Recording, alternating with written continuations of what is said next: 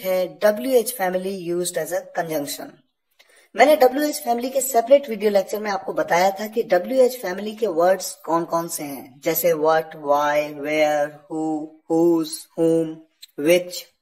और साथ ही साथ मैंने आपको ये बताया था कि WH फैमिली के मेंबर्स को, इन वर्ड्स को आप इंटेरोगेटिव सेंटेंसेस में यूज करते हैं, प्रश्नवाचक वाक्यों में, और साथ ही साथ इनको कंजंक्शंस की तरह भी यूज किया जा सकता है, जो इस वीडियो लेक्चर में हम आज उदाहरण के माध्यम से समझेंगे।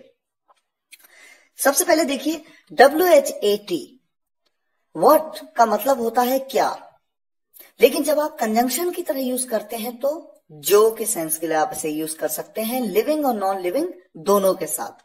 लिविंग मतलब सजीव और नॉन लिविंग का मतलब होता है निर्जीव। लिविंग एंड नॉन लिविंग के बारे में एक सेपरेट वीडियो लेक्चर में मैंने आपको डिटेल में समझाया भी था। WHO, हु का मतलब होता है कौन, इंटेरोगेटिव्स में, और कंजंक्शन की तरह जब आप यूज करते हैं तो मतलब होता है जो, लिविंग बीइंग के साथ, सजीव के साथ।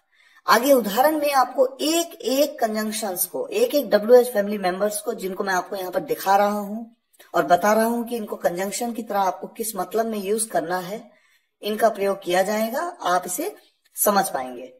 विच, जिसका मतलब होता है इंटेरोगेटिव्स में कौन सा, और कंजंक्शन की तरह जब आप यूज करते हैं तो मतलब होता है जो, नॉन लिविंग के साथ, नॉन लिविंग यानी निर्जीव के साथ। WHOSE, हुज मतलब किसका, इंटेरोगेटिव्स में, और कंजंक्शन में जिसका, सजीव के साथ। ऑफ विच, इसका भी मतलब होता है जिसका, नॉन लिविंग के साथ। और जब आप प्रश्नवाचक में इसका यूज करते हैं तो आप कहते हैं किसका। वेयर, WHERE, वेयर मतलब कहां, कंजंक्शन की तरह जब आप यूज करेंगे तो कहेंगे जहां। WHOM, whom, प्रश्नवाचक में आप कहते हैं किसे, और कंजंक्शन की तरह जब आप यूज करते हैं तो आप कहते हैं जिसे। WHEN, प्रश्नवाचक में आप कहते हैं कब, when मतलब कब, और जब कंजंक्शन में यूज करते हैं तो when का मतलब हो जाता है जब। HOW, हाउ मतलब कैसे, प्रश्नवाचक वाक्यों में आप जब यूज करेंगे तो आप कहते हैं हाउ मतलब कैसे, और कंजंक्शन की तरह जब यूज करेंगे तो जैसे। विद whom का मतलब प्रश्नवाचक वाक्यों में होता है किसके साथ, और एज अ कंजंक्शन जब आप यूज करते हैं तो आप कहते हैं जिसके साथ। फॉर whom, जिसका मतलब एज एन इंटेरोगेटिव होता है किसके लिए, और जब आप कंजंक्शन की तरह यूज करते हैं तो आप कहते हैं जिसके लिए। फ्रॉम वेयर मतलब कहां से, और कंजंक्शन में जहां से। विदाउट whom, किसके बिना, और कंजंक्शन में जब आप यूज करेंगे तो आप कहते हैं जिसके बिना।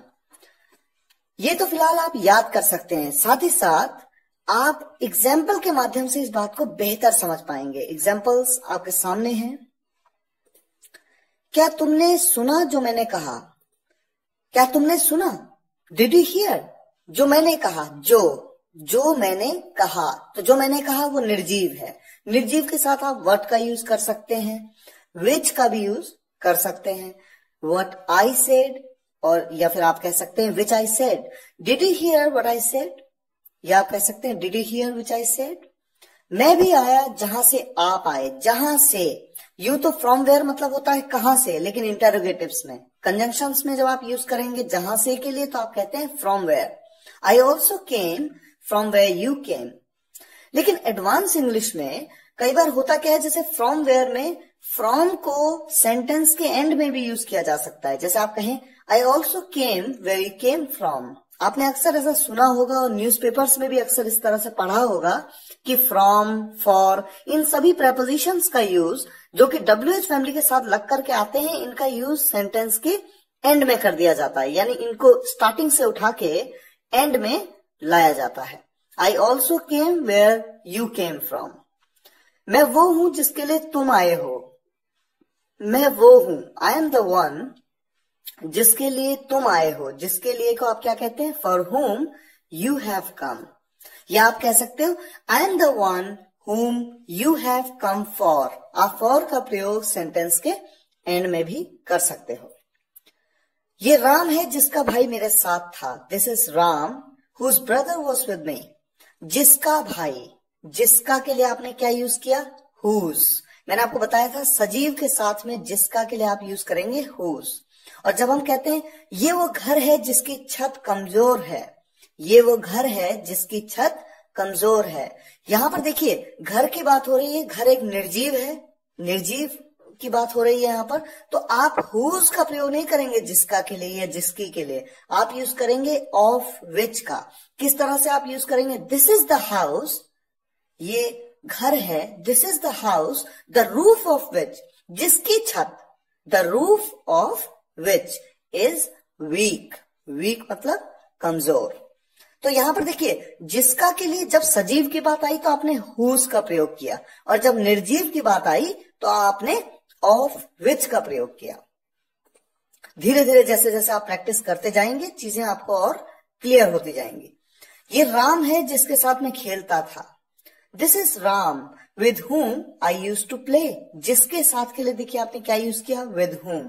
ये अमन है जिसके बिना मुझे अकेलापन लगता है, this is Aman without whom I feel lonely, जिसके बिना, without whom I feel lonely.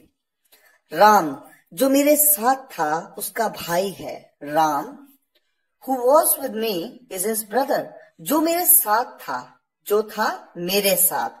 किसकी बात हो रही है, एक सजीव की बात हो रही है। सजीव के साथ आप क्या यूज करते हैं, who, जो के लिए आप who का प्रयोग कर सकते हैं। Ram who was with me is his brother, और साथ ही साथ आप that का भी प्रयोग कर सकते हैं इस तरह के वाक्यों में, जो के लिए, Ram that was with me is his brother।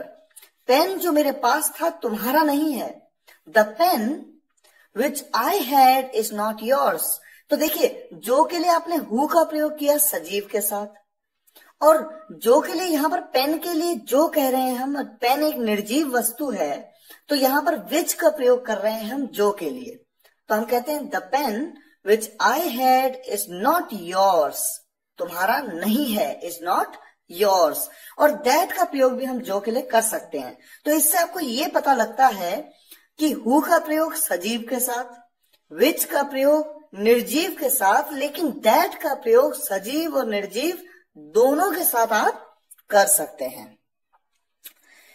और आप साथ ही साथ यहां तक कि आप ऐसा भी कह सकते हैं दैट की जगह आप व्हाट का भी प्रयोग कर सकते हैं, क्योंकि मैंने आपको बताया था जो के लिए व्हाट का प्रयोग किया जा सकता है सजीव और निर्जीव के साथ। तो आप कह सकते हैं Ram what was with me is his brother. थोड़ा ऑड लगता है, यूज कर सकते हैं, पूरी तरह गलत तो नहीं है, लेकिन प्रॉपर तब रहेगा जब आप हु का प्रयोग करें, ज्यादा बेटर है। पेन जो मेरे पास था तुम्हारा नहीं है, अगर आप चाहें तो आप ऐसा कह सकते हैं the pen what I had is not yours. आप यहां पर भी व्हाट का प्रयोग कर सकते हैं। जब तुम थे सब कुछ था, when you were there I had everything. जिसे तुम ढूंढ रहे हो, जिसे, देखिए किसे को आप whom कहते हैं प्रश्नवाचक में, और जिसे के लिए आप whom यूज करेंगे कंजंक्शन की तरह। जिसे तुम ढूंढ रहे हो यही है, कोई सजीव है वो जिसे तुम ढूंढ रहे हो। जैसे जिसे तुम ढूंढ रहे हो, मान लीजिए आप राम को ढूंढ रहे हो और मैं कहूं जिसे तुम ढूंढ रहे हो यही है, तो मैं राम की बात कर रहा हूं, राम एक सजीव इंसान है। whom you are searching is here itself,